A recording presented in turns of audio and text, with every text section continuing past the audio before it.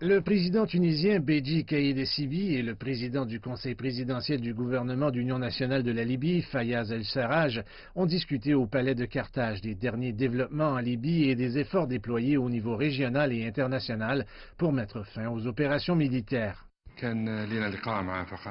La réunion a été fructueuse. J'ai mis en lumière les derniers développements en Libye, l'agression en cours contre la capitale Tripoli et les répercussions de cette attaque. De nombreux civils et installations civiles sont pris pour cible. Le Premier ministre El-Sarraj a lancé une mise en garde contre l'escalade du conflit armé et les graves conséquences des opérations militaires sur le peuple libyen à la suite de l'assaut du général à la retraite Khalifa Haftar sur Tripoli. Il y a de nombreuses violations et abus, y compris le recrutement d'enfants soldats et la maltraitance des corps des victimes. Nous avons entamé les procédures pour obliger les agresseurs à rendre des comptes devant la justice. Nous appelons à la paix.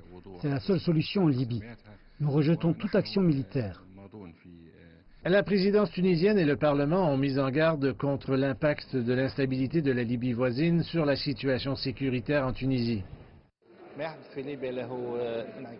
L'insécurité en Libye affecte la sécurité en Tunisie et dans toute la région. La Tunisie appelle toutes les parties prenantes libyennes à s'asseoir à la table des négociations. La présidence tunisienne a réaffirmé le soutien de la Tunisie au peuple libyen et ses appels urgents pour mettre fin à la crise et lui éviter plus de souffrance grâce à la cessation immédiate des combats entre Libyens et à l'engagement de toutes les parties à promouvoir l'apaisement et la retenue.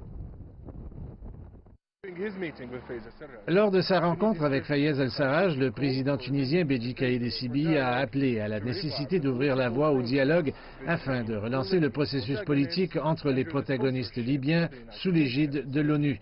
L'objectif est d'éviter les effusions de sang en Libye et de préserver son unité et son intégrité territoriale.